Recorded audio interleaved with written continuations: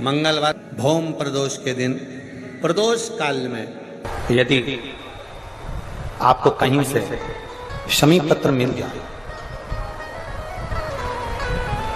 प्रदोष के दिन यदि कहीं से आपको शमी पत्र मिल जाए और प्रदोष काल में, प्रदोष का जो समय होता है, शाम का जो समय होता है प्रदोष काल, 4 प्रदोष 5 प्रदोष आप कर देखिएगा कि आपका कोई काम है, कोई नौकरी के लिए आप अप्लाई कर रहे हैं, कोई समस्या बड़ी विकट आ गई है, कोई तकलीफ विकट आ गई है, कोई समस्या विकट आ गई है, प्रदोष की प्रदोष काल में अगर एक शमी पत्र भी आप घर के शिवलिंग को, अब ये करने के लिए आपको मंदिर पे शिवलिंग नहीं जाना, अपने घर में जो शिवलिंग, चाहे वो स्फटिक का हो, पारद का हो, कंकर शंकर का हो, लकड़ी का हो, जो शिवलिंग तुम्हारे घर में, कांच का हो, चाहे वो नर्मदा के कंकर का हो, नर्मदेश्वर हो, पाषाण का हो, जो शिवलिंग, चांदी का हो, सोने का हो, तांबे का हो, पीतल का हो, जो शिवलिंग तुम्हारे, एक शमी पत्र यदि आप भगवान शंकर के शिवलिंग पर समर्पित कर रहे हो और उस शमी पत्र को उठाकर रात्रि को 9:15 की जो एक मुहूर्त होता है, एक समय होता है, जिस समय पर हम अपने मन की बात भगवान शंकर को कहते हैं, पूर्व में भी इसका वर्णन हम कर चुके हैं कथाओं, उस 9:15 पर वो शमी पत्र को उठाकर एक कागज में, कटोरी में उसको रखते हैं। 4 या 5 प्रदोष के उस शमी पत्र को अपने पास में रखिए और जिस कार्य के लिए जा रहे हो उसको जेब में ऊपर के भाग में उसको रखकर लेकर जाइए, आपका वो कार्य सफल होकर ही रहेगा, वो रुक नहीं सकता। मंगलवार का दिन हो, डॉक्टर ने भी कह दिया हो कि इसको 20 साल तक औलाद नहीं हुई, 25 साल तक नहीं हुई, 30 साल तक नहीं हुई, 18 साल तक भी इसको औलाद नहीं हुई, 30 साल हो गए औलाद नहीं हुई, और सब तरह से जब हार जाओ, भौम प्रदोष के दिन प्रदोष काल में शिवजी के मंदिर में शंकर के शिवलिंग पर 3 जगह पर कनेर का पुष्प समर्पित करना प्रारंभ करें। पहला अशोक सुंदरी की जगह पर, दूसरा जहाँ शिवलिंग रखा हुआ है उस जलाधारी पर, कटी पर, और तीसरा शंकर भगवान के शिवलिंग पर पुष्प कनेर का रखना प्रारंभ कर दो। उसमें से अशोक सुंदरी वाले पुष्प को घर लेकर आना प्रारंभ कर दो। भौम प्रदोष के दिन 4 से 5 भौम प्रदोष करोगे और एक दिन मेरा बाबा तुम्हारा गर्भ ठहरा देगा और बाबा की कृपा से तुम्हारे घर में संतान। भौम प्रदोष, भौम प्रदोष। प्रदोष क्या करता है? धन देता है, संपदा देता है, वैभव देता है। जो बेटे बेटी, नवयुवक बेटा बेटी जितने भी कंपटीशन एग्जाम में बैठते हैं, जितने परीक्षा देने के लिए बैठते हैं, जितना कंपटीशन एग्जाम में बच्चा बच्ची बैठते हैं और वो आखिरी में ये विचार करते हैं कि मैं ये सीए क्लियर नहीं कर सकता, मेरा ये पार्ट क्लियर नहीं होगा, मैं आईएएस ऑफिसर नहीं बन सकता, मन से ये निकालना छोड़ दो कि मैं ये नहीं बन सकता। अगर आपने प्रदोष के दिन प्रदोष काल में एक बेलपत्री के वृक्ष को कहीं पर भी लगाया है और प्रत्येक प्रदोष पर जाकर आप उसके नीचे अगर दीपक लगा रहे हो तो तुमको तुम्हारी मंजिल तो मिलकर रहेगी ही, चाहे कुछ नहीं। लड़की को मंगल है, गुरुजी लड़के को मंगल है, क्या करा जाए? कुछ मत करो। प्रदोष के व्रतों में वर्णन किया गया है कि रवि का प्रदोष, भौम का प्रदोष, मंगल का प्रदोष, बुध का प्रदोष, गुरु का प्रदोष, शुक्र का प्रदोष, शनि का प्रदोष। जो प्रदोष पड़ते हैं पूरे महीनों में, पूरे वर्ष में, मंगल का प्रदोष निकाल कर रख लो कि मंगल का प्रदोष इस दिन पड़ रहा है, मंगल की त्रयोदशी तिथि पड़ रही है, प्रदोष व्रत मंगलवार का पड़ रहा है। और जिन लड़का लड़की को मंगल होते हैं, जिन कन्या और वर को मंगल होते हैं, केवल शंकर भगवान के मंदिर में जाकर चौमुखी दिया, 4 बत्ती का दिया आटे का, उसमें घी डालकर लड़की शंकर भगवान के मंदिर में मात्र 7 बार शंकर पे से उतार कर 3 बार स्वतः उतार कर शिव के मंदिर में रख देती है, उसका मंगल आड़े आता ही नहीं है और वो लड़की का विवाह मात्र 3 महीने के अंदर लड़के लड़की का विवाह पक्का हो जाता। मंगल नहीं आता सामने। मंगल प्रदोष व्रत का इतना महत्व है महाराज। ये प्रदोष व्रत होता क्या है? प्रदोष व्रत का महत्व क्या है?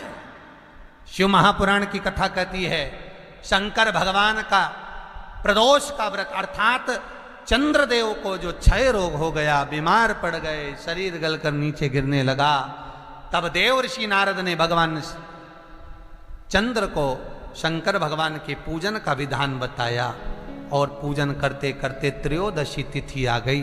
जिस त्रयोदशी के दिन चंद्रदेव ने सुबह से शाम तक कुछ नहीं खाया। शाम के समय सूर्य अस्त के पहले चंद्रदेव ने स्नान किया, श्वेत वस्त्र धारण करे और श्वेत वस्त्र धारण कर कर चंद्रदेव शंकर के शिवलिंग की पूजन करने बैठ गए।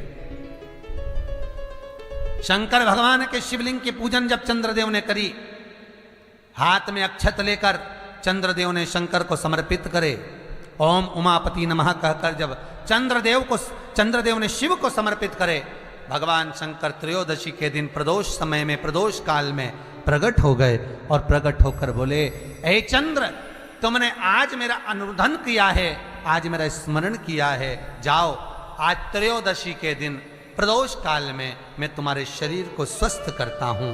तब से ये प्रदोष व्रत प्रारंभ हुआ है महाराज।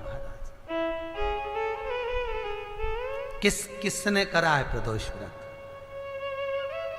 भगवान विष्णु ने करा था। जब घोड़े का मुंह लगा, हयग्रीव अवतार, लक्ष्मी जी हंस दी थी तो घोड़े का मुंह भगवान विष्णु का लगा, तब भगवान विष्णु ने प्रदोष व्रत करा था। भगवान विष्णु प्रदोष व्रत 11, 26 एक प्रदोष का महत्व, एक एक प्रदोष शंकर भगवान का मिलन बिंदु है प्रदोष। अभी अपन आगे सुनेंगे शनि प्रदोष की भी महत्वता। तो क्यों ना करें मंगल वाले? ये कहीं हमारे को मंगल है परेशान कर रहा है, मंगल है विवाह नहीं हो रहा, मंगलिक है विवाह नहीं हो रहा। अरे करो ना, शिव महापुराण खोलकर तो देखो, लिंग पुराण खोलकर तो देखो, नर्मदा पुराण खोलकर देखो, एक एक चीज का अनुमोदन हैगा। स्वयं श्री सुखदेव जी महाराज राजा परीक्षित को, कितने राजा परीक्षित को मालूम पड़ा जब कहा शमीक बाबा ने कि तुम्हारे को तक्षक नाग के डसने का श्राप लगा है, 7 दिन बाद तुम मर जाओगे। राजा परीक्षित के सामने ना जाने कितने लोग आए। एक कहता मैं ये कर दूंगा तुम बच जाओगे, एक कहता मैं यज्ञ कराऊंगा, एक कहता मैं अनुष्ठान कराऊंगा, एक कहता मैं ये करूंगा, एक कहता मैं ये करवाऊंगा। राजन तुझे ऐसा कर दूंगा, राजन तुझे वैसा कर दूंगा, क्योंकि राजा के पास पैसा था, बचने के लिए क्या नहीं करता। और आखिरी में घूमता घूमते राजा परीक्षित सुखदेव जी की शरण में गंगा जी के घाट पर पहुंच गए। सुखदेव जी ने कहा मैं ये नहीं कहता कि बचा लूंगा, मैं ये नहीं कहता कि तेरे प्राण बचेंगे, मैं ये नहीं कहता कि तुझे वैकुंठ मिल जाएगा, मैं ये नहीं कहता कि तू जीवित रह जाएगा, मैं ये नहीं कहता कि सर्प का जहर उतर जाएगा। सुखदेव जी कहते हैं मैं इतना जरूर कहता हूं कि तू अगर भगवान की भक्ति में रम गया तो सर्प भी डसेगा तो भान नहीं होगा, और ये पक्का कहता हूं कि 7 कुल को तार देगा। और वही परीक्षित ने करा, भगवत भजन में लग गया। फिर कब सर्प आया, कब डसा, कुछ भान परीक्षित को नहीं था। शिव महापुराण भी यही कहती है, स्वयं स्वतः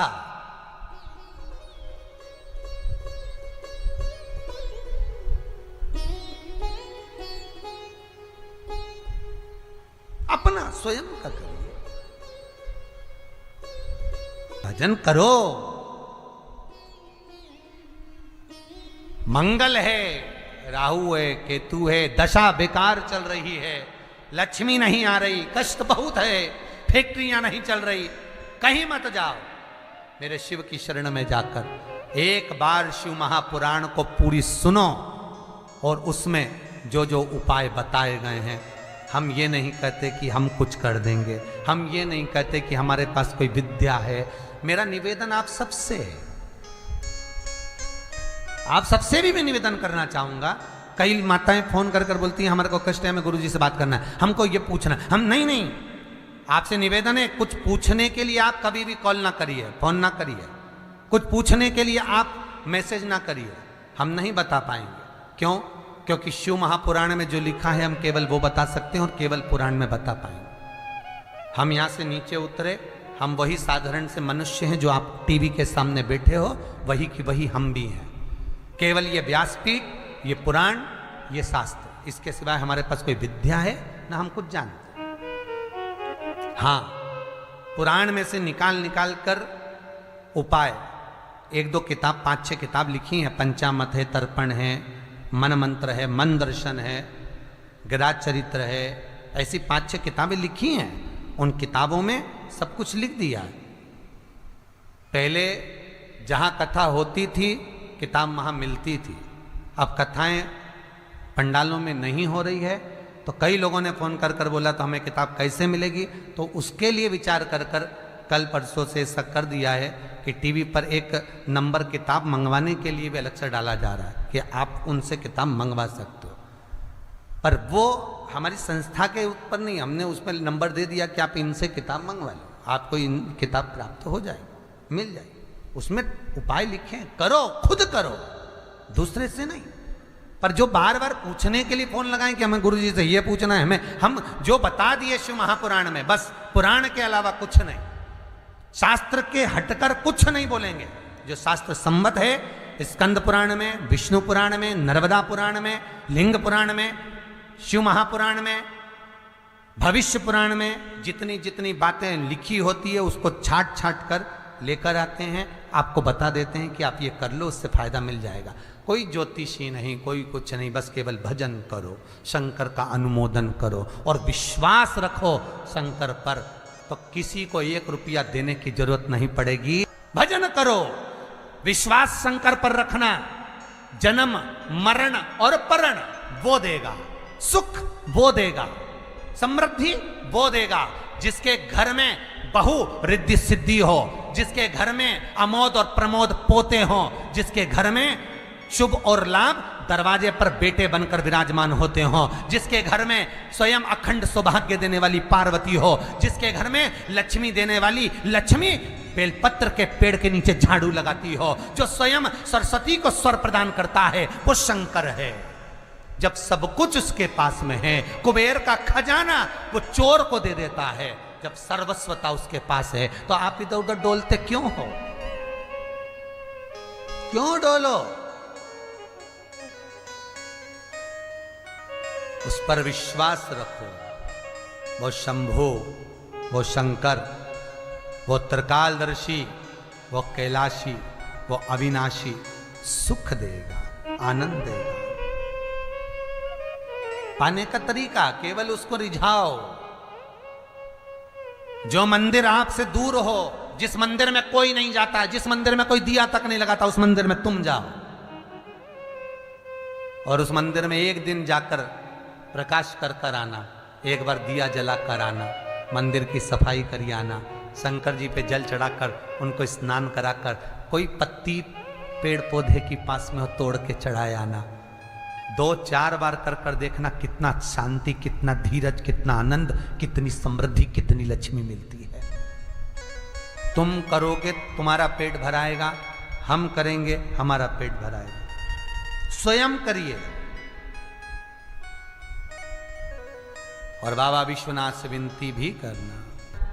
सब भगवान इधर, ये देवता का नाम, वो देवता का नाम, वो देवी का नाम, वो देवता का नाम, सब ले, और तुमको तो कोई पूछे ही नहीं। शंकर भगवान बोले भले नहीं पूछे, मरने के बाद तो मेरे पास ही आएगा।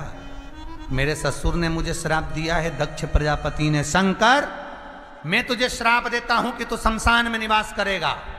शंकर भगवान कह रहे मैं तो शमशान में रह रहा हूं, जीते जी नहीं आएगा तो मरने के बाद तो आएगा। बापड़ा ऐसी गीली लकड़ी में जलाऊंगा 3 दिन, ठंडा नहीं करने दूंगा।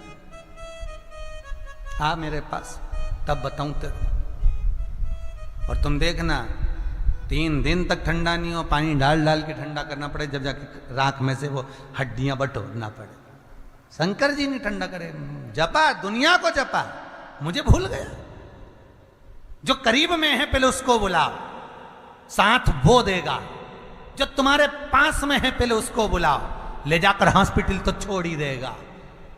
मृत्यु लोक का देव महादेव शंकर है। कष्ट भी हो तो पहले उससे कहो, दुख भी है पहले उससे कहो, रोग भी है पहले उससे कहो, अदालत में केस भी चल रहा है उससे कहो, पेशी करने जा रहे हो पहले उससे कहो। उसको कहो कि मैंने अब तेरे भरोसे पर सब सौंप दिया है। जब से कथा सुनी महादेव कहीं नहीं जाऊंगा, बस तुझसे ही कहूंगा। तारेगा भी तू ही और मारेगा भी तू। कर लो भरोसा, विश्वास कर कर देखो। भरोसा तो होना चाहिए। एक पति पत्नी जहाज में घूम रहे थे समुद्र में। समुद्र में लहर चढ़ गई, सुनामी लहरें आने लगी। जहाज के मैनेजर ने कहा, अनाउंस कर दिया पायलट ने, ये जहाज डूबने वाला है, सब बच लो, छोटी छोटे ट्यूब पकड़ो, नाव पकड़ो, कूदो और भागो, समुद्र में लहरें चल रही, सुनामी, भागो। पत्नी नीचे थी, सुन के ऊपर गई। पति सबसे ऊपर लहरों का आनंद ले रहा था, वहां पहुंच गई। पत्नी ने पति से कहा, सुना तुमने? पति बोले, क्या है? अरे सुना नहीं तुमने? नहीं मैंने नहीं सुना। क्या हुआ? समुद्र पानी में, ये जहाज जो है पानी में डूबने वाला है। अच्छा तो डूबने दे। पति लग गया फिर लहरों को देखने। पत्नी बोली, मर जाएंगे। पति कुछ बोला ही नहीं, लहरों का आनंद ले रहा। पत्नी बोली, सब बच रहे हैं, सब ट्यूब पकड़ के भाग रहे हैं, नावों को पकड़ पकड़ के भाग रहे हैं, चलो तुम भी चलो। पति कुछ नहीं बोला, आनंद ले रहा है। पत्नी बोली, तुम तो मुझे मरा हुआ देखना चाहते हो ना, मैं जानती हूं तुमको। पत्नी फिर नीचे गई, फिर सब हटपटा रहा है, पूरा जहाज के लोग भाग रहे हैं, ट्यूब पकड़ के, नाव पकड़ के भाग रहे हैं, जहाज डूब रहा है। पत्नी फिर ऊपर आई, अरे सब बचा रहे हैं अपने अपने बीवी बच्चों को, तुम मुझे बचाओ। पति नहीं, कुछ नहीं बोला। पत्नी बोली, मैं जानती हूं तुम तो मुझे मरा हुआ देखना चाहते हो, कि मैं मर जाऊं तो तुम दूसरी शादी कर लो।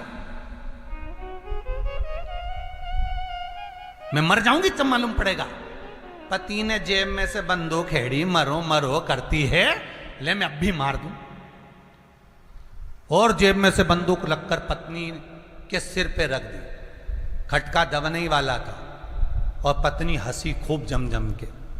तो पति ने पूछा, क्यों हंस रही है, क्यों हंस रही है? पत्नी कहती है, मैं जानती हूं कि तुम मुझे मार नहीं सकते। पति कहता है, जितना विश्वास तुझे अपने पति पर है कि मैं तुझे मार नहीं सकता, पति कहता है उतना विश्वास मुझे मेरे विश्वनाथ पर है, वो मुझे डूबने नहीं दे सकता। इतना विश्वास तुम्हारे भीतर होना चाहिए, डूबने नहीं देगा। प्रदोष के दिन कथा को सुन रहे हो, विश्वास की कथा है। तुलसीदास जी ने रामचरितमानस लिखते समय सबसे पहला शब्द लिखा, शंकर विश्वास रूपिणो।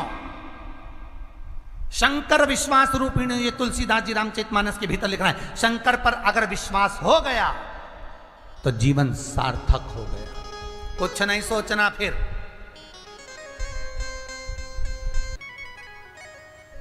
भगवान शिव ओघड़ी दानी है, दयालु दातार है, और उसको केवल विश्वास से जीता जा सकता है। केवल विश्वास, भरोसा, दृढ़ता, और कुछ नहीं। और वही हुआ। शिव महापुराण की कथा कह रही है महाराज, शंकर की कथा कहती है कि भोले आपकी कृपा से सब काम हो रहा, कोई दूसरा करता कहां? भगवान शिव करने वाले करुणा सागर त्रिकालदर्शी कैलाशी अविनाशी ही सब कर रहे। विश्वास, भरोसा, चरित्राया क्या ना दिया मेरे शंकर ने। भगवान शंकर का एक अवतार है भिक्षुवर अवतार। भगवान के 19 अवतार में एक भिक्षुवर अवतार भगवान शंकर का है। शिव महापुराण की कथा कहती है विदर्भ राज के यहाँ, विदर्भ नरेश के यहाँ एक सत्याव्रत नाम का राजा था। विदर्भ नरेश सत्याव्रत अपने नगर में निवास करते थे। नगर में निवास कर रहे हैं विदर्भ सत्याव्रत, और विदर्भ सत्याव्रत नगर में निवास करते थे। इनकी एक धर्म पत्नी थी, बड़ी सुंदर, गर्भस्थ थी। गर्भस्थ, गर्भ में बच्चा है। उसी समय पर नगर के 4 राज्यों के राजाओं ने एक साथ विदर्भ पर आक्रमण कर दिया। और विदर्भ नरेश पर जब आक्रमण करा, राजा सत्याव्रत पर जब आक्रमण करा, राजा सत्याव्रत के प्राणों को हर लिया। धर्मपत्नी गर्भ से पूरा नगर उन 4 राजाओं के अधीन हो गया।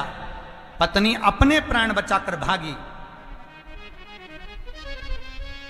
और भागते भागते एक नदी के तट पर पहुंच गई। भागने के कारण 9वां महीना चल रहा था, 9वां मास चल रहा था। पत्नी का जो गर्भ था सत्याव्रत राजा की, वो सत्याव्रत राजा की पत्नी के गर्भ से बालक ने जन्म ले लिया।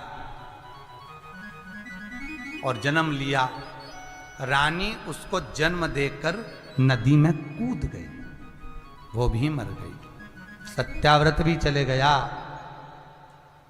रानी जल में कूद कर प्राणों को त्याग दी। छोटा सा बच्चा जन्म लिया, बालक गांठ पर पड़ा है, रुदन कर रहा है। एक भिकारन ने, भिक्षुक मांगने वाली, भिक्षा मांगने वाली एक भिकारन ने उस बच्चे को देख लिया। और भिकारन जो भिक्षा मांगने वाली थी उसने उस बच्चे को उठा लिया, गोदी में लिया। देखो कितनी सुंदर बात है। ये जो सत्याव्रत था और इसकी जो धर्म पत्नी थी, ये दोनों शिव उपासना में लीन रहते थे। शिव उपासना में लीन। बस एक कर्म का दंड भोगना पड़ा। कोई राजा सत्याव्रत की कथा को अगर सुने, विदर्भराज नरेश की कथा को स्मरण करे और विदर्भराज नरेश की कथा का यदि मनन चिंतन करे, तो एक गलती सत्याव्रत क्या हुई। क्या गलती हुई? जब जब नगर का राजा मंदिर, शंकर के मंदिर में पूजन करता था, इसकी धर्म पत्नी भी गर्भवती होने के बाद भी शिव की आराधना करती थी। बस एक गलती होती थी, राजा दीप लगाकर वहां से तुरंत घर को चले जाता था। और एक जलने वाला ईर्ष्यालु जो 4 राजाओं ने आक्रमण करा था, उन्होंने जो गुप्तचर भेज रखा था कि आखिर इसकी यहां सत्ता कैसे स्थापित है, इसके इतना राज्य कैसे चल रहा है। उन गुप्तचरों से कहा जब ये मंदिर से निकले, जिस दीप को जलाकर जाए उस दीप को बुझा दिया जाए, उस दीप को बुझा दिया जाए।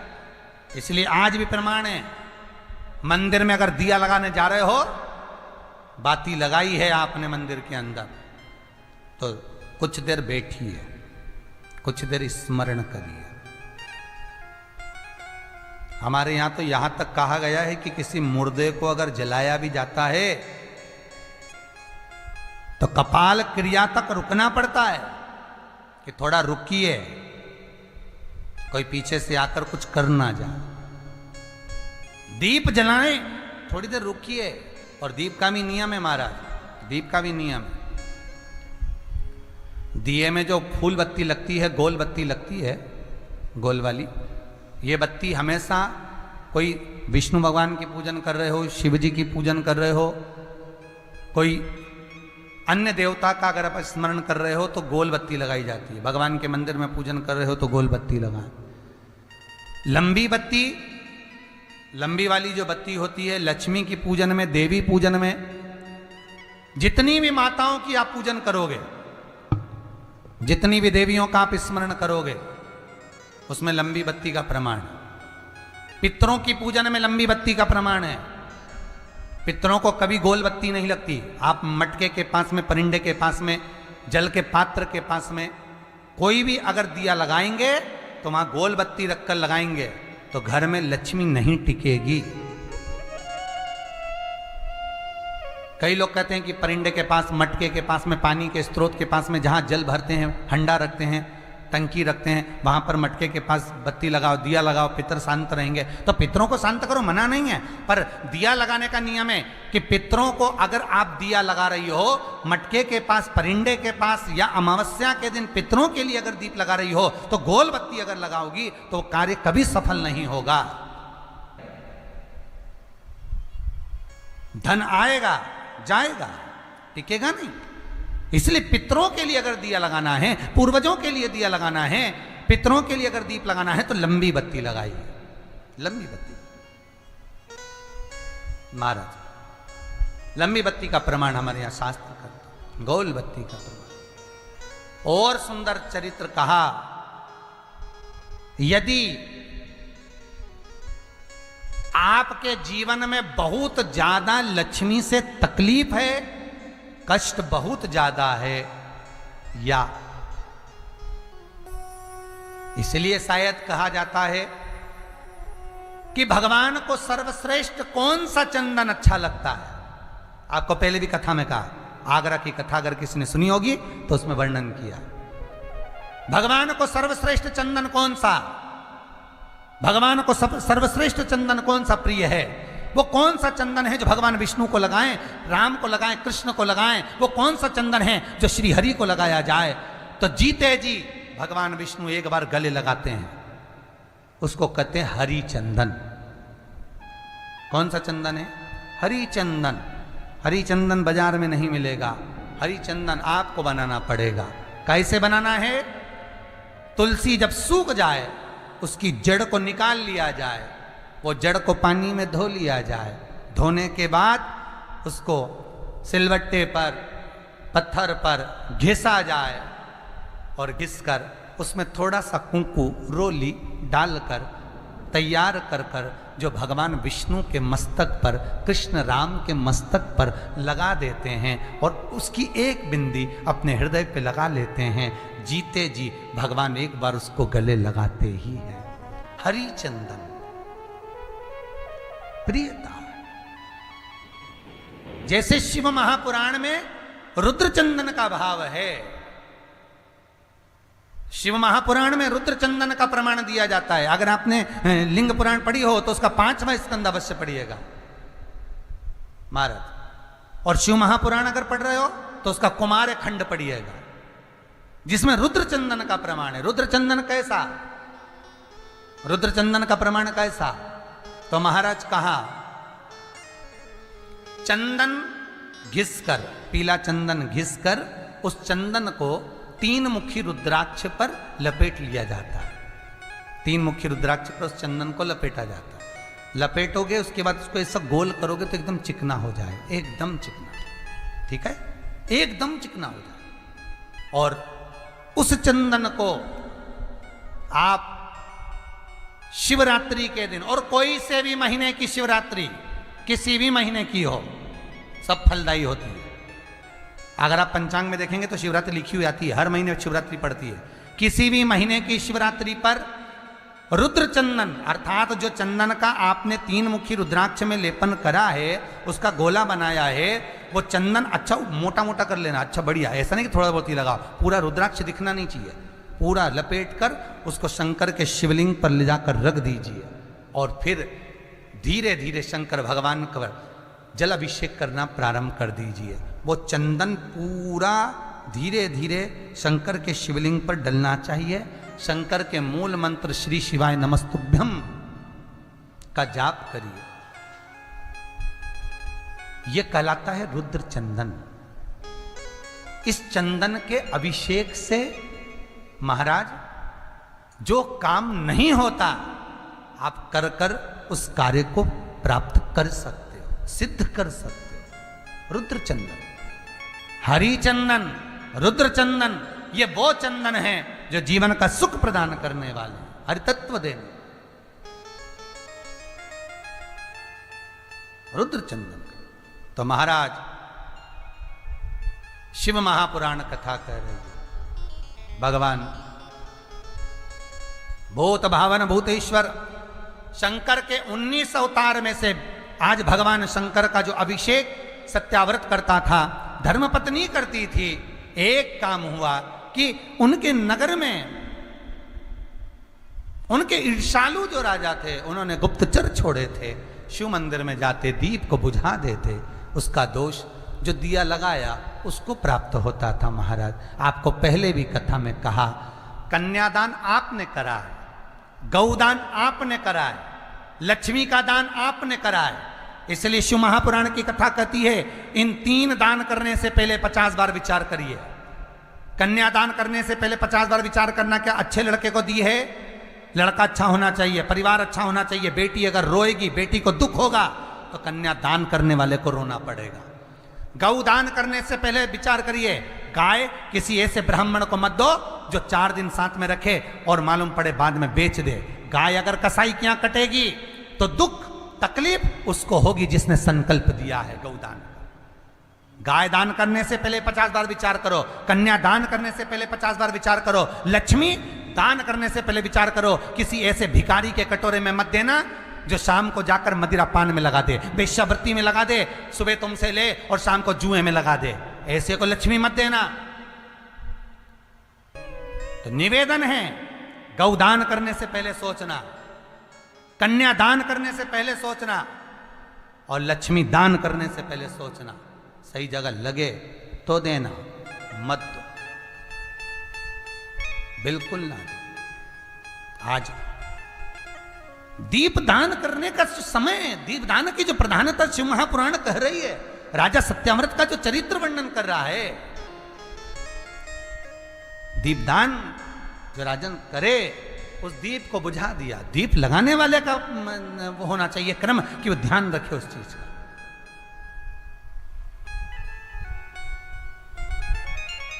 आप लोग जितने लोग कथा सुन रहे हैं, आपके यहाँ पंडित लोग पूजन करने आए होंगे, कभी ना कभी तो आए होंगे, कभी ना कभी सत्यनारायण की कथा तो करवाई होगी, कभी ना कभी कोई पूजन अनुष्ठान देवी का देवता का कराया होगा।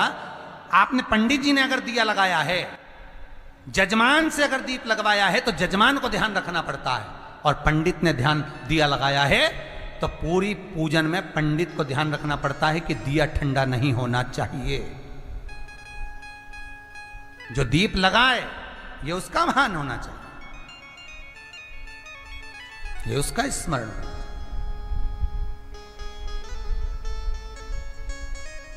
सत्याव्रत लगा दिए धर्म पर, वो उसी का दोष। आज राजा सत्याव्रत की लक्ष्मी चली गई, धन वैभव सत्ता राजा की चली गई, पर शंकर की उदारता देखना।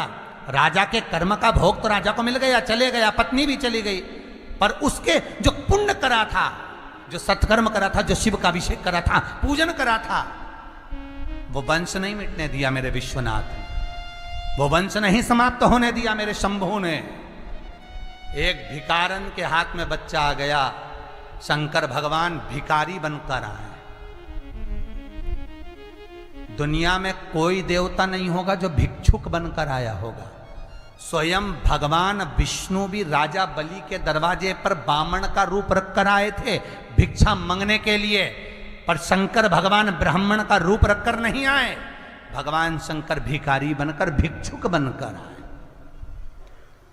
इसलिए 19 अवतार हैं शंकर भगवान के, उसमें से एक अवतार शंकर भगवान का भिक्षु वर्य अवतार है। नटराज अवतार, भिक्षु वर्य अवतार, महेश्वर अवतार, उसमें से भिक्षु वर्य अवतार मेरे शंकर का है। संभेश्वर अवतार, अवधूत अवतार, ये 19 अवतार में से एक अवतार भगवान शंकर का भिक्षु वर्य। कौन होगा साहब? कौन होगा जो एक राजा के बच्चे को बचाने के लिए भिखारी बनकर आ गया? कौन होगा? वो केवल एक महादेव हो सकता है, वो केवल एक मेरा शंभु, मेरा शंकर हो सकता है, दूसरा नहीं। अगर कहीं कष्ट ना मिटे, वो शंकर रूप रखकर आ सकता है। बहुत करोड़पति नहीं मेरा शिव, बहुत धनपति नहीं मेरा शिव, बहुत धनिक नहीं, बहुत भस्म रमाने वाला, जटाजूट बांधने वाला, शमशान का निवासी, कैलाश का वासी, हार भी नहीं उसके पास पहनने के लिए, सांप लपेट लेता है।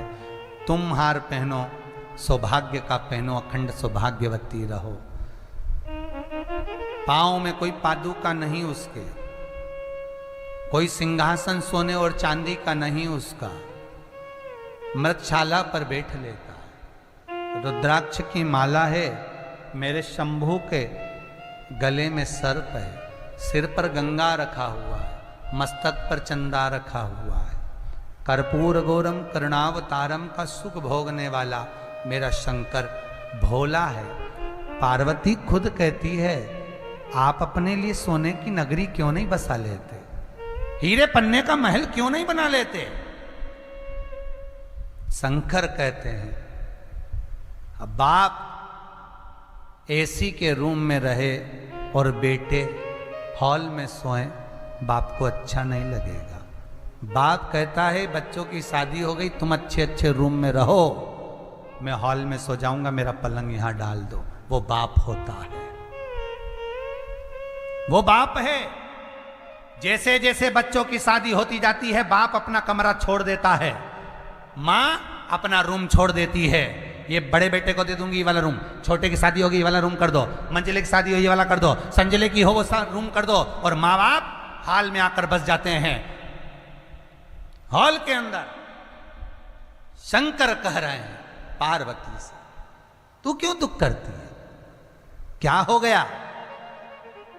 पार्वती जी कहती है, आप अपने लिए कोई महल क्यों नहीं बनवाते? शंकर कहते हैं, सारे देवता ऊपर रहते हैं, उनको क्या करना, कौन कहां रहता है? शंकर कहते हैं, मैं मृत्यु लोक में रहता हूं। एक भिखारी भी अगर भीख मांग कर खाता है, उसको दुखी देखता हूं तो मैं भोजन नहीं करता। आंकड़े की रोटी लकड़िया में कंडे में टिक कर सेक कर जैसा वो खाता है, मैं भी मल कर खा लेता हूं। कभी मेरे पास में 56 भोग भी आते हैं तो समझ जाता हूं कि आज पूरी पृथ्वी पर सृष्टि के लोगों ने भोजन कर लिया, इसलिए कोई 56 भोग लगाकर चले गया। किसी दिन 16 सोमवार का उद्यापन होता है, मलिदा बनता है, चूरमा बनता है, भोग लगता है तो मैं समझ जाता हूं कि आज पूरी सृष्टि ने पेट भरकर खाया होगा। पार्वती, मेरे खाने पर पूरी सृष्टि का सुख है और सृष्टि के खाने पर मेरा सुख है।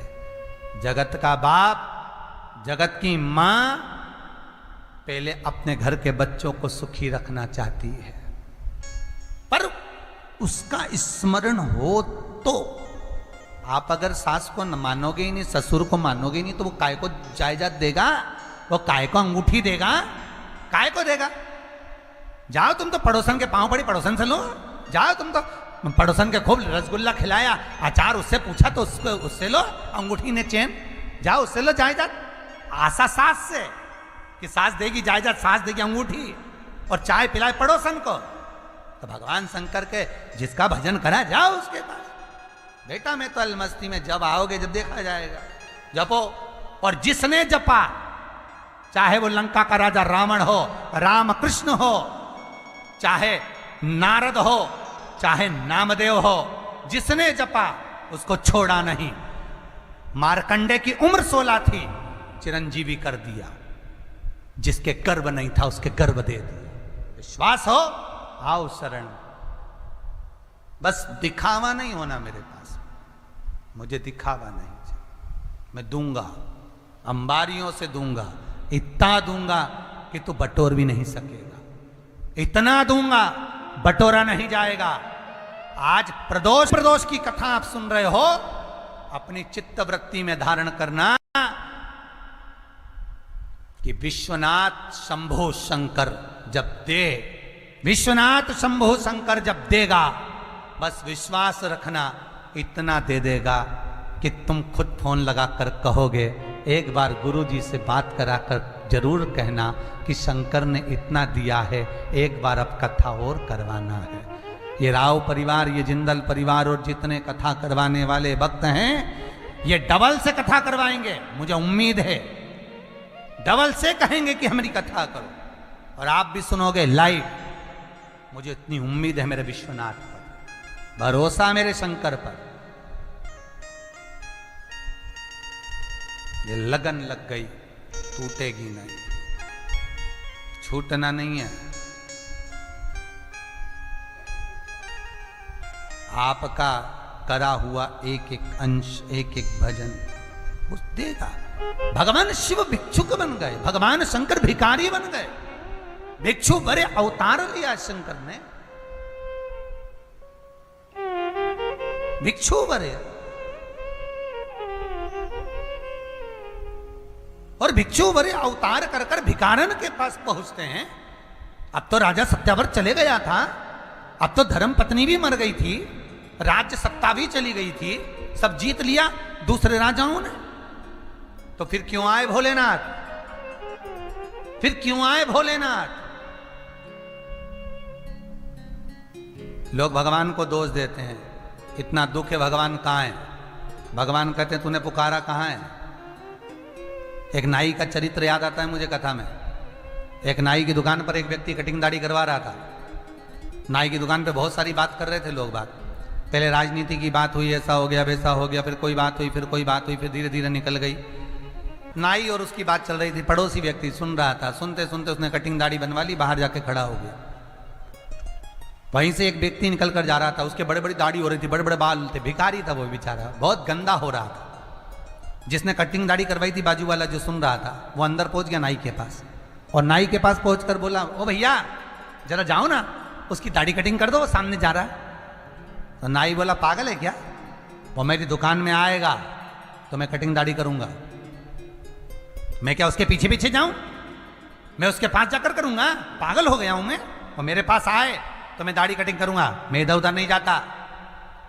उसने कहा भैया अभी तू बोल रहा था कि भगवान है ही नहीं, मैं उसी का उत्तर दे रहा हूं। भगवान भोलेनाथ कहते हैं, दुनिया के लोग कहते दुख नहीं कट रहा, शंकर भगवान कहते हैं नाई की दुकान में जाओगे तो बाल कटेंगे, दाढ़ी बनेगी।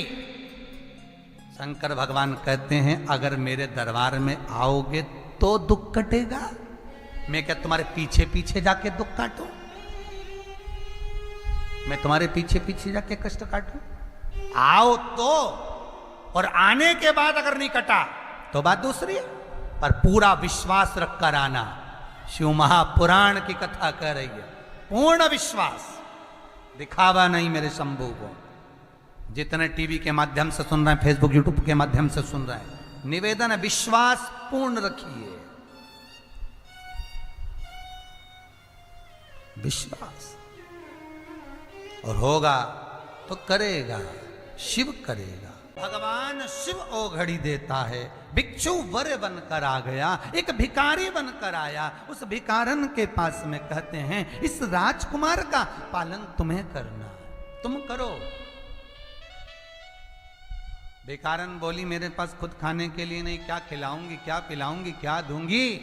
शंकर भगवान ने एक रुद्राक्ष दिया, शमी के पेड़ के पास इसको रखना, पूजन करना, अर्चना करना, दीप लगाना, जा संपदा प्राप्त करेगी। 9 मुखी रुद्राक्ष शंकर जी ने उस भिखारन को दिया। शमी के पेड़ के नीचे रोज जाकर पूजन करती, सोमवार की सोमवार अर्चना करती, घी का दिया लगाती। बाबा विश्वनाथ ने उसका भंडार भरा, ऐसा भरा कि सत्ता बन गई, संपदा आ गई।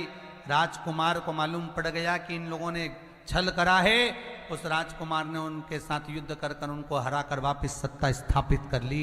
मेरे भगवान शंकर भिक्षुक बनकर, भिक्षुक बनकर एक भिखारन को भी करोड़पति बना दिए, वापिस सत्ता दिला। राज चले भी गया तो शिव देगा, सत्ता चले भी गई तो शंकर देगा। देव ऐसा शिव है मेरा। भगवान शिव के और महाराज वो क्या नहीं देता,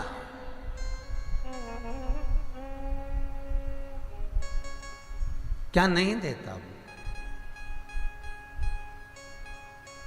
आरोग्यता देने वाला अगर कोई है तो शंकर है। भगवान कृष्ण की यहां जब 16,108 रानियों से संतान नहीं हुई तो पुत्र देने वाला अगर कोई है तो शंकर है। क्या नहीं देते? और भगवान राम और कृष्ण को यदि परम धाम जाना भी है, राम और कृष्ण को अगर परम धाम की ओर जाना भी है और उनको अब कहना है कि अब तुम्हें प्राण छोड़ना पड़ेगा, तो मृत्यु का निमंत्रण देने वाला भी शंकर ही है, शिव, कोई दूसरा नहीं। मृत्यु का निमंत्रण देने वाला भी शंकर है। आप रामचरितमानस उठाकर देखिए, एक बार दुर्वासा ऋषि राम जी के आ गए और अयोध्या में आकर कहा मुझे राम जी से मिलना है। राम बाबा के सामने पहुंच गए और राजा राम जी के सामने पहुंचकर दुर्वासा बाबा ने राम जी से कहा मुझे आपसे अकेले में बात करना है, इस लक्ष्मण को हटा दीजिए। भगवान राम ने लक्ष्मण को खड़ा कर कर रखा। दुर्वासा जी फिर बोले आप और मेरी बात होना है, लक्ष्मण को यहां जितने हैं ये सब चले जाएं। और सुनो महाराज, यदि आपकी और मेरी बात के बीच में कोई आ जाता है तो उसका आपको त्याग करना पड़ेगा, ये विचार कर लीजिए। मेरे राम जी महाराज ने यही विचार किया। ठीक है लक्ष्मण जाओ, पूरा महल खाली कर दो, मेरा कक्ष खाली कर दो। और सुनो लक्ष्मण, इस कक्ष में फिर कोई प्रवेश नहीं करना चाहिए जब तक मैं दुर्वासा ऋषि से बात कर रहा हूं, इस बीच में कोई ना आवे। लक्ष्मण जी चले गए, दरवाजे पर पहरेदारी करने लगे। दुर्वासा भगवान और भगवान राम की चर्चा प्रारंभ हुई, बात चालू हुई। और कुछ देर बाद लक्ष्मण जी का आगमन हुआ। लक्ष्मण को त्याग करना पड़ा मेरे राम जी को। और दुर्वासा ऋषि कहने ही ये आए थे कि अब तुम्हारी लीला समाप्त करो और गौलोक धाम वैकुंठ के लिए तुम चलो, बोलने यही आए थे। और दुर्वासा है कौन? दुर्वासा है कौन आखिर? देवर्षि नारद भ्रमण करते करते एक बार माता लक्ष्मी के पास पहुंच गए और माता लक्ष्मी से कहा मां बहुत तेज भूख लगी है, कुछ लेकर आइए ना। माता मोतीचूर का लड्डू ला कर दे दी और माता ने मोतीचूर का लड्डू ला कर दिया तो नारद जी ने खाया। और खाते सी नारद जी बोले मैया लड्डू तो अनसुईया जी के घर का था, लड्डू क्या जोरदार बनाती है अनसुईया मैया, पर तेरे लड्डू में स्वाद नहीं आया। अब तो लक्ष्मी जी के कांटे से खून नहीं, लक्ष्मी जी के बता लड्डू 4 खा गया और कह रहा बताओ कि लड्डू में स्वाद नहीं। ठीक है, तो लक्ष्मी जी ने पूछा ये अनसुईया कौन है? तो अनसुईया पतिव्रता धर्म का पालन करने वाली, पति को परमेश्वर मानने वाली, पति चरणों का स्मरण करने वाली, पति चरणों का अनुमोदन करने वाली, पति चरणों के रसतत्व को धारण करने वाली, वो अनसुईया है। और अनसुईया मैया पति के चरणारविंद का रसतत्व ग्रहण करती, पति के चरणों का अनुमोदन करती, पति के चरणों को नमन करती, वो अनसुईया है। क्या अनसुईया इतनी सात्वित्ववान है? अरे मैया तुम क्या लगो। और लक्ष्मी जी को इतना कहकर नारद जी चले सरस्वती के यहाँ पहुंच गए, ब्रह्माणी के यहाँ। ब्रह्माणी को भी कह दिया, पार्वती के यहाँ पहुंचे तो पार्वती को भी कह दिया। अनसुईया के सात्वित्व की प्रबलता का जब बखान किया है देवऋषि नारद ने, तीनों को परीक्षा लेने के भाव जागृत हो गए। और अनसुईया मैया अनसुईया है, अपने सातित्व की प्रबलता है अनसुईया की। पति के चरणार विंद का अनुमोदन स्मरण करती हैं। आप में से कितनी माताएं हैं जितनी टीवी पर कथा सुन रही हैं, ऑनलाइन कथा सुन रही हैं, आप में से कितनी माताएं हैं जो अपने पति को रोज प्रणाम करती है, रोज नमन करती है? हाथ उठाओ जरा। कितने प्रणाम करते हैं? इक्का दुक्का कोई होगा प्रणाम करते होगे, और नहीं तो कई घरों में तो बेचारा पति तुम्हारे को प्रणाम कर ले, तारी चुप हो जा, तेरे हाथ जोड़ो, चुप हो जा, मत बड़बड़ कर, जरा शांति रख ले, थोड़ा चुप हो जा। पति बेचारा कह दे नमनता। महाराज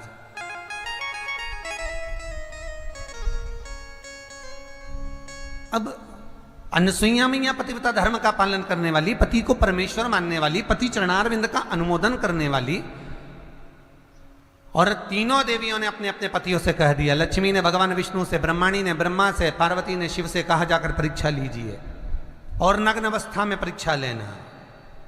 नग्न अवस्था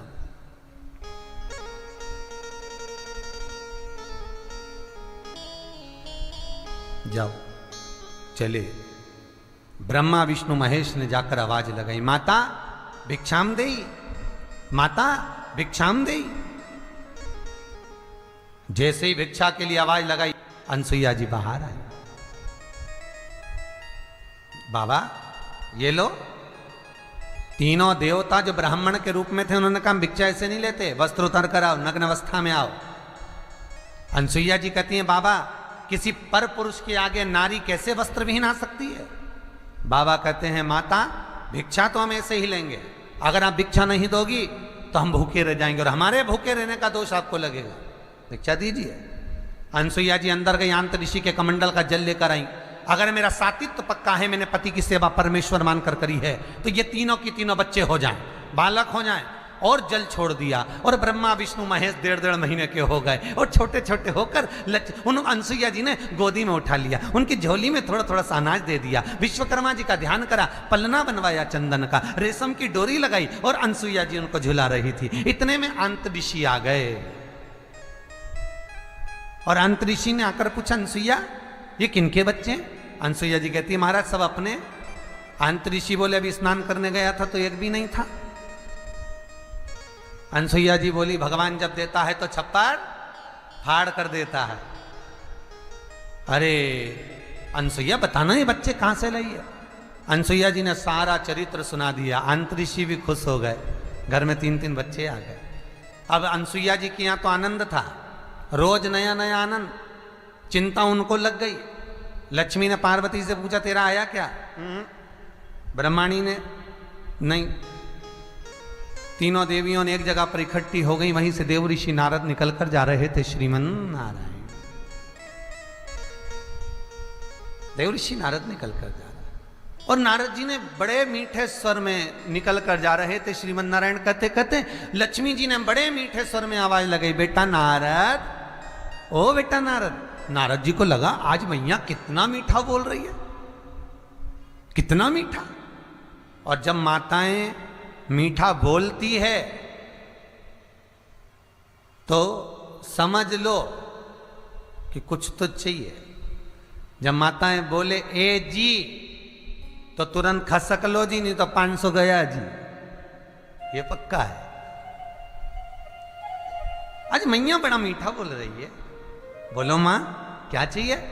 लक्ष्मी जी बोली, तूने कहीं नारायण को देखा? हाँ मैया। अनसुईया जी क्या पलना में झूल रहे हैं? पलना में झूल रहे हैं? तो पागल हो गया, मूर्ख हो गया, चल निकल यहां से। अब लक्ष्मी जी ने तो देव ऋषि नारद को भगाया। इतने में ब्रह्माणी ने पूछा तो कहा, पलना में झूल रहे हैं। पार्वती पूछती है, मेरे पति को तो कोई किडनैप भी नहीं कर सकता, मेरे पति को तो कोई पकड़ भी नहीं सकता, बोल नारद मेरे पति कहाँ हैं? नारद जी बोले, पलने में झूल रहे हैं। जैसे ही सुना, देव ऋषि नारद के सम्मुख में तीनों देवियां खड़ी होकर पूछती, हम हमारे पति को कैसे लेकर आए? नारद जी बोले, जैसे तुम्हारे पति मांगने गए थे ऐसे तुम भी चली जाओ। तीनों देवियों ने ब्राह्मण की स्त्री का रूप बनाया, तीनों एक जैसी तैयार होकर दरवाजे पर पहुंच गई। दरवाजा बंद था, आवाज लगाई, माता भिक्षाम देहि। और आवाज लगाने वाली कोई दूसरी नहीं थी। लक्ष्मी जी कहती है मैं राजरानी, मैं पटरानी, में किसी के यहां भीख नहीं मांगूंगी। ब्रह्माणी कहती है मैं सरस्वती, किसी के दरवाजे पर भिक्षा नहीं मांगूंगी। पार्वती जी कहती है मेरी दौलत तो मेरा पति है, मैं मांगूंगी, चलो। और पार्वती ने दरवाजा बंद था और आवाज लगाई, माता भिक्षाम देहि। जैसे ही पार्वती जी ने आवाज लगाई, बीच में शंकर जी सोए थे पलने में, इधर विष्णु इधर ब्रह्मा। शंकर भगवान ने दोनों कोनी मार कर कहा मेरी तो आ गई, मेरी तो आ गई। भगवान विष्णु और ब्रह्मा बोले अकेले मत जाना प्रभु, जाएंगे तो तीनों साथ जाएंगे। शंकर भगवान से पूछा आप कैसे पहचान गए कि पार्वती आ गई? भगवान शंकर बोले मैं पार्वती की आवाज सुन लेता हूं, समझ जाता हूं कि ये मेरी है। आज भी एक पति और पत्नी को हजारों जनता के बीच में पंडाल में बिठा दो तो पहचान जाएंगे कि भेरू कहां बैठा है और जगदम्बा कहां बैठी, तुरंत पहचान जाएंगे। कहीं पर भी बिठा दो आप पहचान। अनसुईया जी ने दरवाजा खोला। जब भगवान रोना प्रारंभ करे तो अनसुईया जी दरवाजा खोली, बाहर आई। और बाहर आकर अनसुईया जी ने जैसे ही देखा, क्या चाहिए तुमको? माता भिक्षा। भिक्षा में क्या चाहिए तुमको? माता अंदर जो सो रहे हैं पलने में वो हमारे पति हैं, हमें दे दीजिए। आइए पधारो।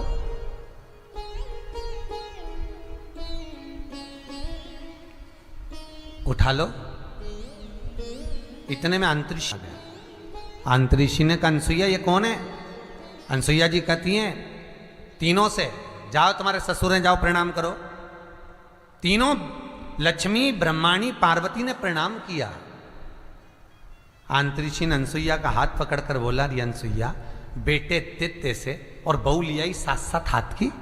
अनसुईया जी बोली महाराज कमाती हुए बेटे मिल जाते हैं तो बहुएं इनको लेकर अलग हो जाती हैं। हम माता पिता ने कैसे पाल पोस कर बड़ा करा ये हम जानती हैं, ये हम जानते हैं। इसलिए जाओ उठा लो जिसको जौन सा बेटा पति चाहिए, हर माल 2 रुपये अपना अपना छाट लो। अब लक्ष्मी जी छाट रही हैं, बदल बदल के उठा लिए। अनसुईया जी को लगा पहचान नहीं पाई पतियों को, पतियों को नहीं जानती। वापिस सुलवाया पलने में, हाथ में जल लिया। अगर मेरा सातित्व पक्का है, मैंने पति को परमेश्वर मानकर सेवा करी है, तो ये तीनों की तीनों बड़े हो जाएं। तीनों बड़े हुए, उनके अंश अवतार से, भगवान विष्णु के अंश अवतार से दत्त, ब्रह्मा के अंश अवतार से चंद्र, और शिव के अंश अवतार से स्वयं दुर्वासा जी प्रकट हुए। और वही दुर्वासा भगवान राम के दरवाजे पर जाकर परीक्षा लेते हैं, वही दुर्वासा भगवान कृष्ण के दरवाजे पर जाकर परीक्षा लेते हैं। जिस समय द्वारकापुरी में भगवान निवास करते हैं, द्वारकापुरी में भगवान कृष्ण रहते हैं, उस समय पर दुर्वासा ऋषि स्वयं आते हैं, स्वयं। और दुर्वासा ऋषि ने आकर आवाज लगाई कोई मुझे मेहमान रख लो, कोई मुझे मेहमान रख लो। और देखो भाई मेहमान भी उसको रखा जाता है जो मन का अच्छा हो, जो मन का ठीक हो, जिसके भीतर कपट ना हो, जिसके भीतर छल ना हो, जिसके भीतर प्रपंच ना हो। और जिस मेहमान के भीतर कपट, छल, अहंकार, क्रोध सब भरा रहता है, वो मेहमान सुहाता ही नहीं, वो मेहमान नहीं सुहाए। देखो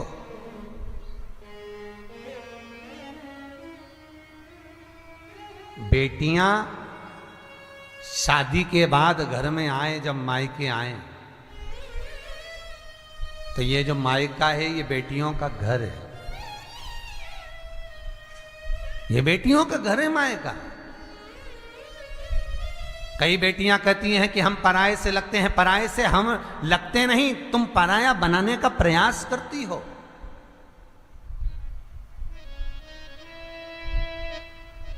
बेटियां घर में पराई कब दिखती हैं? जब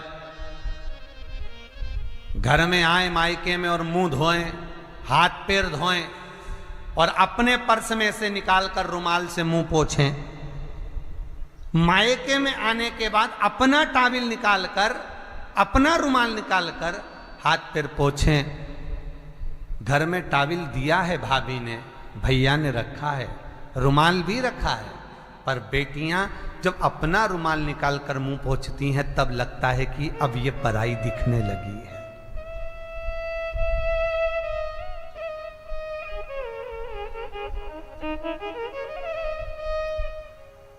रसोई घर में आकर बेटियां जब कहें मम्मी चाय बना लूं क्या, मैं भाभी मैं चाय बना लूं क्या, तब लगता है कि बेटियां पराई लगती हैं। तुम अपने घर को अपना घर नहीं समझ रही हो और तुम्हें महसूस होता है कि अब हमारा नहीं रहा, तो आप स्वतः ही पराई समझने लगती हो। नहीं, माँ बाप का घर, माता पिता का घर, भगवान शंकर का घर और गुरु का द्वारा, गुरु का घर कभी पराया नहीं होता साहब, कभी पराया नहीं होता। ये कभी पराया नहीं होता। शंकर भगवान के शिवलिंग को नया और पराये का, पुराने का कोई भाव नहीं होता। शिव का शिवलिंग कितना सुंदर कहा है। लिंग पुराण के अंदर वर्णन करा कि शंकर भगवान के शिवलिंग पर जल क्यों चढ़ाया जाता है। जिंदल परिवार ने जब कथा करवाई ऑनलाइन तो उसमें बताया था कि जल चढ़ाने का भाव क्या है, क्योंकि शंकर भगवान ने यही श्रावण के महीने में विष पिया था, तो 33 कोटि देवताओं ने जल का अभिषेक किया उस कंठ की जलन को रोकने के लिए। गाय का दूध भी चढ़ाया कंठ की जलन को रोकने के लिए।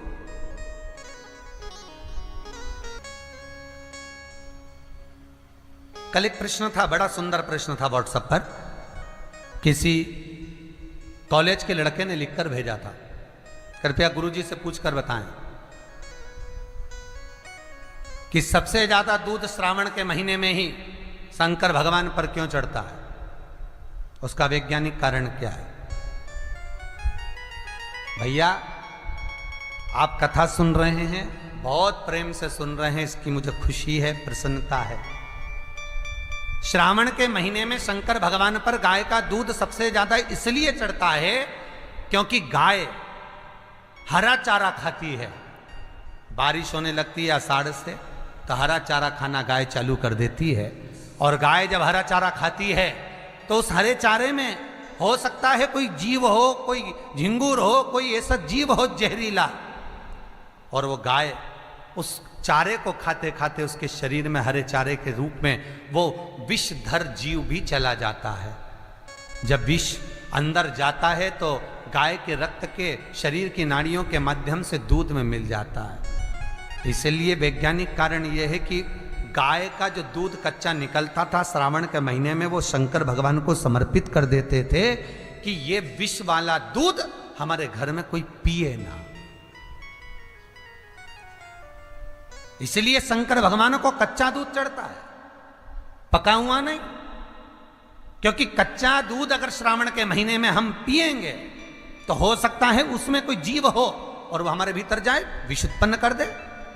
इसलिए श्रावण में पका हुआ दूध गर्म कर कर उसको पिया जाता है, पर शंकर भगवान को कच्चा समर्पित किया जाता है। विषधर को विष ही धारण हो सकता, ये वैज्ञानिक कारण। तो सर्वाधिक दूध शंकर को सर्वाधिक भगवान को समर्पण का भाव। तो यहां शिव महापुराण की कथा कहती है, एक भगवान शंकर के लिंग में, लिंग महापुराण कहती शिव जी के शिवलिंग के अंदर कोटि ब्रह्मांड का तेज पुंज, सूर्य का तेज, चंद्र का तेज उसमें विराजमान रहता है।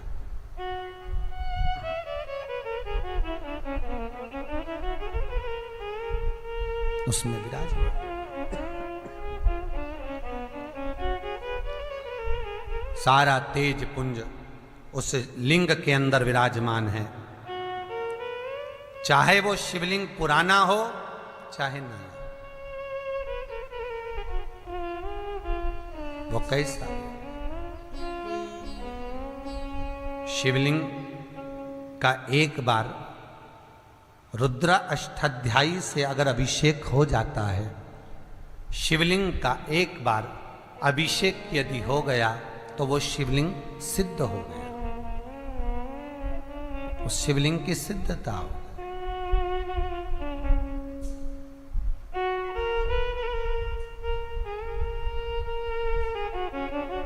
उसी तरह जैसे घर के अंदर बैठकर आप 27 मनके की माला जप रहे हो, घर के अंदर बैठकर 30 मनके की माला जप रहे हो, घर के अंदर बैठकर 108 मनके की माला जप रहे हो, आप जितने भी मनके की माला घर के अंदर बैठ रहे हो और जप रहे हो, उसका पुण्य आपको प्राप्त होगा, मना नहीं है, मिलेगा। पर रुपये में से 54, रुपये में से कितना मिल रहा है? 54, 25%। वही माला आप किसी मंदिर में, देवालय में, तीर्थ में जप रहे हो, उसका पुण्य मिलेगा केवल आधा, 50%, मात्र 50। महाराज, वही माला आप यदि पीपल, आंवला, समी, बेलपत्र, इन वृक्ष के नीचे अगर आप एक माला को लेकर बैठे हो और बिना आसन के, समी के वृक्ष के नीचे आप कोई मंत्र जप रहे हो, कोई बेलपत्री के पेड़ के नीचे मंत्र जप रहे हो, कोई आंवले के पेड़ के नीचे मंत्र जप रहे हो, किसी पीपल के वृक्ष के नीचे मंत्र जप रहे हो, तो वहां आसन लगाने की जरूरत नहीं होती। बिना आसन के अगर आपने एक माला का एक मन का भी अगर जपा है, शिव महापुराण कहती है, विष्णु पुराण कहती है कि 100% पुण्य आपके खाते में उस मंत्र का फल प्रदान कर देता है। उस मंत्र का फल मिलेगा। घर में जपो, 25% मिलेगा, जपना तो चाहिए, जपना तो चाहिए महाराज। और किसी वृक्ष की छांव में,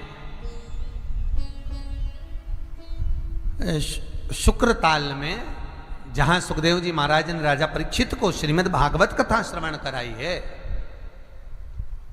शुक्रताल में मां हमारी एक वो माता जी गीताबाई जी रहती हैं, गीताबेन जी गुप्ता, तो कथा सुन रही होंगी वो भी। तो गीताबेन जी गुप्ता कथा सुन रही होंगी। तो एक बार कथा थी शुक्रताल में, जोवट वाले मुन्ना जी अगाल, उस कथा, अगाल जी भी बड़े भावपूर्ण, बड़े धर्मात्मा, पुण्यात्मा, हर पल भगवत चर्चा में और दान पुण्य में अग्रण्य रहते। तो शुक्रताल में कथा थी। श्री शालिग्राम जी हरडिया उस कथा के भी कराए। तो गीता भाई गुप्ता जी कहीं न नक्षत्र वाटिका है गुरु जी, यह नक्षत्र वाटिका। हमने कहा नक्षत्र वाटिका है, हाँ एक बार चलेंगे दर्शन के लिए। चलिए, गए, जाकर देखा तो वहां हर ग्रह के हिसाब से, राहु के लिए, केतु के लिए, मंगल के लिए, शनि के लिए, बुध के लिए, बृहस्पति के लिए, सब ग्रहों के लिए एक एक पेड़ लगे हुए थे। और उस पेड़ के नीचे बैठकर लोग तप कर रहे थे, साधना कर रहे थे। लोग बैठे गंगा के घाट पर उस वृक्ष के नीचे साधना कर रहे हैं, तप कर रहे हैं। तो गीताबाई जी ने पूछा, गुरुजी यहां बैठकर तप करने का फल क्या है? हमने कहा फल शिव महापुराण की कथा, लिंग पुराण की कथा, विष्णु पुराण की कथा, पद्म पुराण की कथा कहती है कि किसी वृक्ष के नीचे, जिन वृक्षों का गुणगान हमारे शास्त्र करते हैं, जिन वृक्षों का गुणगान हमारी पुराणे करती हैं, उन वृक्ष के नीचे अगर एक मंत्र का मन का भी फेरा जाए तो उसका पुण्य हजारों गुना प्राप्त हो जाता है, आप रूप प्राप्त होता है अपने आप।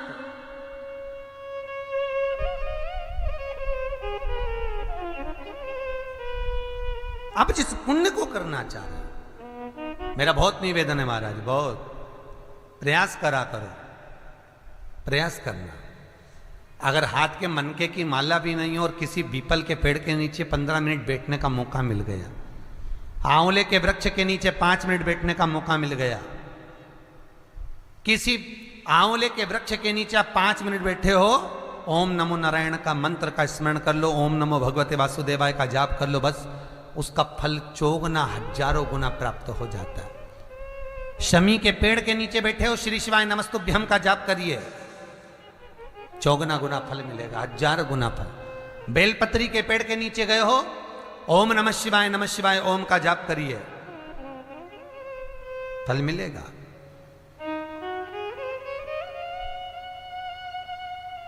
उस फल को हमें पाना है। कई लोग कहते हैं महाराज हम पूजन बहुत करते हैं, हम पाठ करते हैं, हम अर्चना करते हैं, हम व्रत रखते हैं, हम उपासना करते हैं, हम दान करते हैं, हम पुण्य करते हैं, हम सत्कर्म करते हैं, उसके बाद भी दुख क्यों है? हम पूजन तो कर रहे हैं, माला, पाठ, जप, अनुष्ठान फल कब देते हैं और फल कब नहीं देते?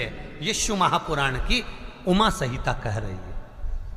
शिव महापुराण का उमा खंड, पार्वती खंड को अच्छे से पढ़िए तो उसमें बताया है, उसमें वर्णन किया है,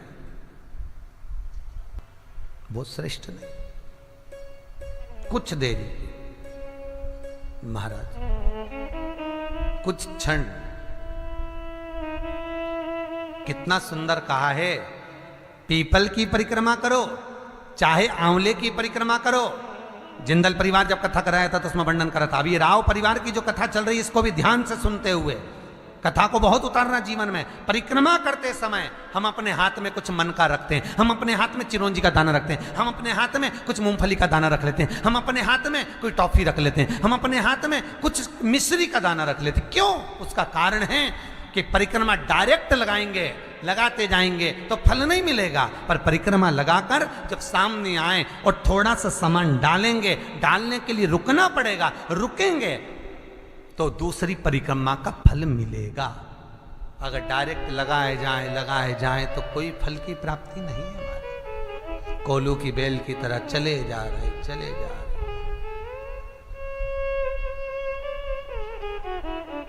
चले जा रहे। मेरा एक निवेदन हमेशा रहा है, आज फिर करूंगा निवेदन कि किसी तीर्थ में जब जाएं, काशी में पहुंच रहे हैं, विश्वनाथ की नगरी में जाना है, काशी जा रहे हैं, उज्जैनी जा रहे हैं, महाकाल का दर्शन करना है, ओमकारेश्वर जा रहे हैं, ओमकार का दर्शन करना है महाराज, सेलम जा रहे हैं, मल्लिकार्जुन का दर्शन करना है, केदारनाथ जा रहे हैं, केदारेश्वर का दर्शन करना है।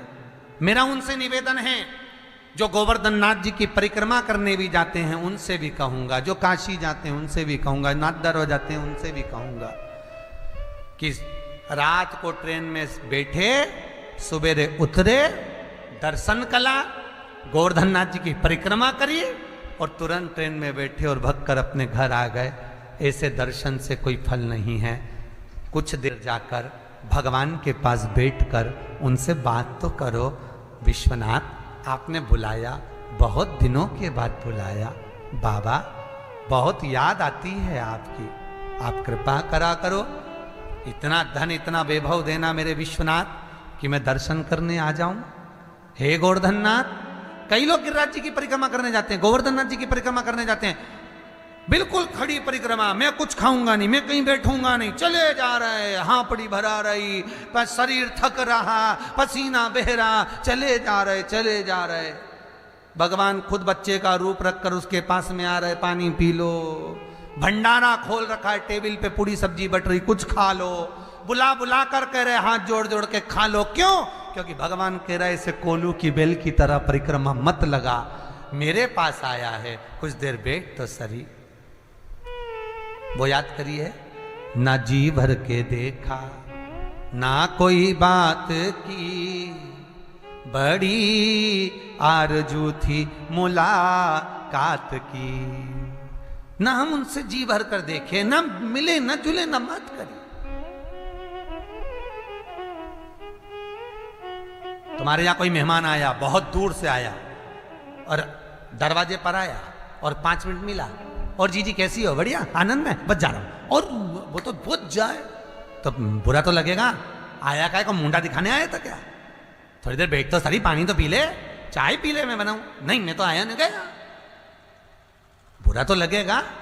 भगवान को भी बुरा लगता है कि मैंने इतने प्रेम से तुझे निमंत्रण दिया मेरे दरबार में बुलाने के लिए, और मेरे दरबार में, मेरे मंदिर में आने के लिए मैं खुद निमंत्रण देता हूं तब कोई आता है।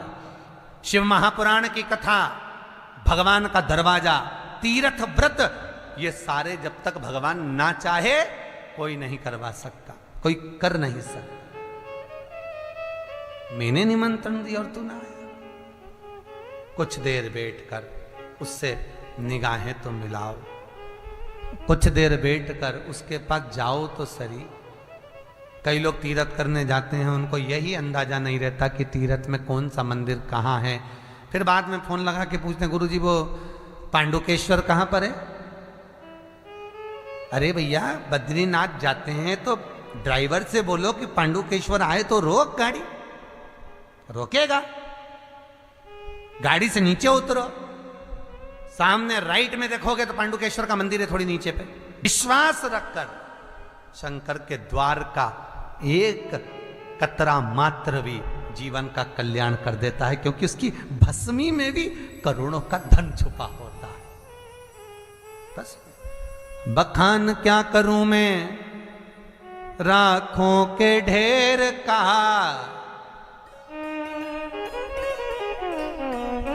चपटी भभूत में है खजाना कुबेर का।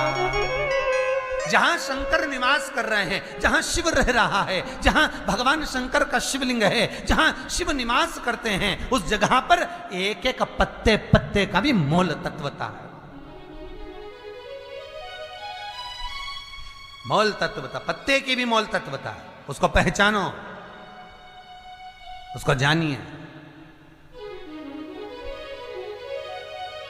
केवल मंदिर गए, दर्शन करा, चाट की दुकान पे चाट खा ली, खिलौने की दुकान पे से खिलौना खरीद लिया, 2-4 सेल्फी ले ली, फोटो खिंचवा लिया, गाड़ी में बैठे खाना खा के घर चले गए एंजॉय कर कर।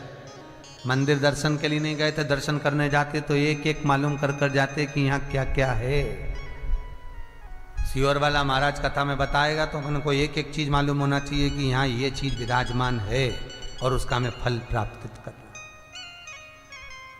जैसे नहीं जाओ तो उसको पाने की लालसा लेकर जाओ, उससे मिलन की लालसा होना चाहिए कि मैं तेरे दरवाजे पर केवल तुझसे मिलने के लिए तेरे पास आया, उससे मिलन हो।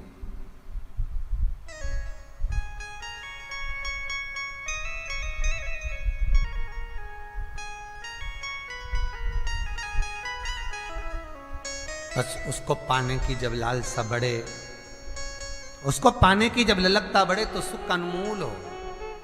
दुर्वासा बाबा मेहमान बनकर द्वारकाधीश के यहाँ पहुंच गए। कोई मेहमान नहीं रख रहा, आवाज लगा रहे हैं मुझे मेहमान रख लो। कोई तो रखो, जिसको क्रोध आए उसको कौन रखे? कोई ने नहीं रखा, द्वारकाधीश ने रखा, मेरे यहाँ मेहमानी को। दुर्वासा जी बोले, कृष्ण सुन ले, अगर मुझे क्रोध आ गया तो भगवान कहते हैं आने नहीं दूंगा, रहिए मेरे यहाँ। एक कुटिया बना दी, उसमें दुर्वासा जी रहे। आज दुर्वासा जी ने अपनी कुटिया में आग लगा दी, बाहर खड़े हो गए, सब लोग पानी डाल रहे हैं दुर्वासा जी के पास में। भगवान कृष्ण ने आकर पूछा, ये कुटिया में आग किसने लगाई? दुर्वासा जी की। दुर्वासा जी भगवान कृष्ण की पीठ ठोक कर कहते हैं मैंने लगाई। भगवान कृष्ण बोले, तुम्हारे घर में तुमने आग लगा दी? दुर्वासा जी बोले, मन मेरा, मैं तो मेहमान, और मेहमान तो आग भी लगा सकता है। नहीं नहीं, ये ठीक नहीं करा है। दुर्वासा जी बोले, कृष्ण आग लगी अपनी जगह पर, मुझे खीर खाना है, जल्दी ला। और भगवान कृष्ण ने उसी समय रुक्मणी जी से कहा, जल्दी खीर लेकर आ। रुक्मणी जी खीर लेकर आई। रुक्मणी जी ने खीर भगवान दुर्वासा जी को दी। दुर्वासा जी ने खीर खाकर आधी खीर कृष्ण पर फेंक दी। भगवान कृष्ण के पूरे शरीर पर कहा खीर मल ले, और भगवान कृष्ण ने पूरे शरीर पर खीर मली। इतने में रुक्मणी जी हंस दी, और रखो ऐसा मेहमान जो तुम्हारी इज्जत ही नहीं करे, भगा दो इसको। इतने में तो दुर्वासा ऋषि को क्रोध आ गया, और दुर्वासा ऋषि को क्रोध आया और कहे, ये रुक्मणी ने मुझको देखकर हंसा है, आज मैं रुक्मणी के सम्मुख में द्वारका घूमने के लिए जाऊंगा, पर रथ पर बैठ कर जाऊंगा।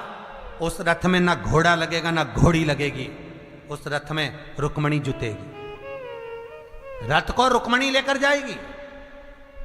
और दुर्वासा जी के रथ को रुक्मणी खींच रही है, द्वारकाधीश पीछे पीछे चल रहे हैं। दुर्वासा जी रुक्मणी से कहते, चलाओ जल्दी जल्दी रथ। रुक्मणी चलती चलती चक्कर खा के नीचे गिर गई। दुर्वासा जी ने पानी का छींटा दिया, रुक्मणी को उठाया, कहा, कृष्ण,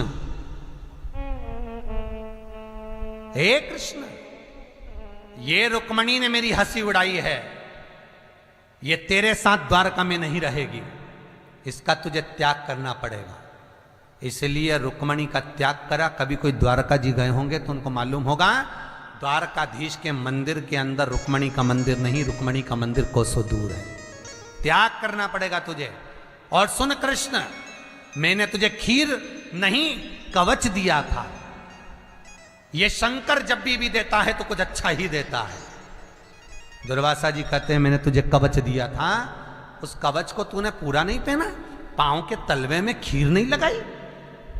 कृष्ण कहते हैं, गुरुदेव, हे भोलेनाथ, ब्राह्मण संत की खाई तो प्रसादी हो जाती है, प्रसाद को पांव में कैसे लेता, इसलिए तलवे में नहीं लगाई है। दुर्वासा जी बोले, कृष्ण, मैंने तुझे कवच दिया था, उस कवच को तूने पूरा नहीं पहना, तेरे प्राण छूटेंगे तो पांव के तलवे से छूटेंगे। इसलिए जरा नाम के व्याघ्र ने जब बाण छोड़ा तो वो भगवान कृष्ण के पांव के तलवे में लगा, पूरे शरीर में कहीं नहीं। कवच नहीं पहना तुम, कवच धारण नहीं करा तुम। महाराज, दुर्वासा जी का अवतार ही शंकर का है। अगर जन्म देने वाला है तो शिव है, और मृत्यु देने वाला भी है तो शंकर ही है। जन्म, मरण और परण, ये तीन शंकर के हाथ। डॉक्टर कह दे, इतनी तारीख को डिलीवरी हो जाएगी, इतनी तारीख को जापा हो जाएगा तुम्हारी बहू को, 15 दिन पहले हो गया, 8 दिन बाद हो गया, उसने नहीं छोड़ा था, नहीं हुआ। डॉक्टर ने कहा, इसकी अंतिम सांसें चल रही है, हॉस्पिटल से ले जाओ, घर सेवा करो। 2-4 दिन जी गया तो जी गया, मालूम पड़े 4 साल निकल गए। 2-4 बार तो गोबर लीप के नीचे सुला दिया, डुकरिया फिर सही हो गई, मरी नहीं। बार बार नीचे सुलाओ, बार बार जिंदा हो जाए, मरती नहीं है। क्यों? वहां से लिखी नहीं है। परण, शादी, पंडितों ने पत्रिका देखकर कह दिया इतनी तारीख तक ब्याह हो जाएगा। कितनी अंगूठियां पिना दी, कितने सारे मंत्र तंत्र का प्रयोग कर लिया, कितनी सारी विद्या कर ली, तो भी बच्चों का ब्याह नहीं हुआ।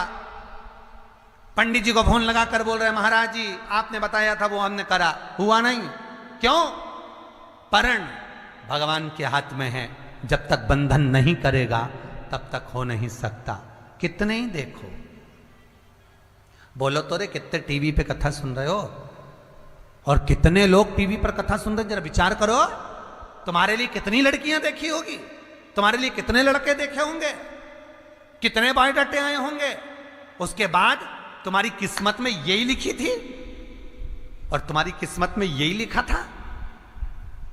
उसका कारण है, जहां भगवान ने बांध रखी है, तुम 50 देख लो, संबंध वही होगा जहां शिव ने लिखा होगा। शिव ने जहां लिखा, वो जहां लिख कर रखा होगा वहां होना है। पार्वती जी की माता मीनावती ने कहा था, मैं अपनी बेटी को ऐसे घर में नहीं दूंगी जो भस्मी रमाए, जटा जूट पहने, नग्न वेशधारी हो, ऐसे को बेटी कौन देगा। पर स्वयं ब्रह्मा आकर कहते हैं, जो भाग्य में लिखा है उसे कोई टाल नहीं सकता। एक सेठ जी सेठानी ने बोला, देखो स्वामी, तुम जगत में इतना दान करते हो, पुण्य करते हो, सत्कर्म करते हो, अपनी बेटी इतनी दुखी रहती है, उस बेटी को थोड़ा क्यों नहीं दे देते? सेठ जी बोले, उसके भाग्य में नहीं है। तो तुम क्या भाग्य विधाता हो? सेठ जी बोले, मैं भाग्य विधाता नहीं हूं, पर उसके भाग्य में नहीं है। तो तुम्हें कैसे मालूम कि भाग्य में नहीं है? सेठानी चिल्लाकर जब बोली तो सेठ जी ने कहा, अगर उसके भाग्य में होता तो मैंने कितना अच्छा घर छाट कर दिया था, इतना अच्छा वर दिया था, कितनी धन दौलत संपदा दी थी, कितना परिवार देखकर, पैसा देखकर घर में बेटी को ब्याया था। उसके बाद उसकी किस्मत ऐसी है कि आज 2-2 रोटी के लिए तरस रही है, तो ये उसका भाग्य है।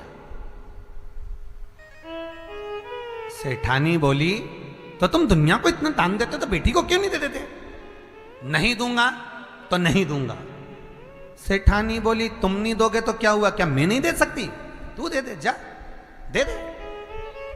और सेठानी ने आज जमाई को खाना खाने बुला लिया, और जमाई को भोजन करने बुलाया तो बेसन के लड्डू बनाए, और लड्डू बनाए तो सेठानी ने लड्डू के अंदर सोने की असरफियां भर दी, सिक्के भर दिए, और लड्डू का डब्बा जमाई से कहा, मेरी बेटी को दे देना, पकवान है। जमाई लड्डू लेकर जा रहे थे, रास्ते में विचार करा, बच्चों के स्कूल की फीस भरना है, पैसे नहीं है, लड्डू खाएंगे, बाद में भ्रष्टा में जाएंगे, उससे अच्छा ही लड्डू हलवाई के यहाँ भेज दूं, थोड़ा सा पैसा आ जाएगा तो बच्चों की फीस भरा जाएगी। उसने हलवाई के यहाँ डब्बा भेज दिया 500 रुपये में, 500 रुपये लेकर चले गए। सेठ जी बाहर गांव गए थे, और आज सेठ जी बाहर गांव से लौट कर आ रहे थे, उनको याद था कि आज मेरी पत्नी की जन्मदिन है, और पत्नी का जन्मदिन, उसको बेसन के लड्डू बहुत अच्छे लगते हैं।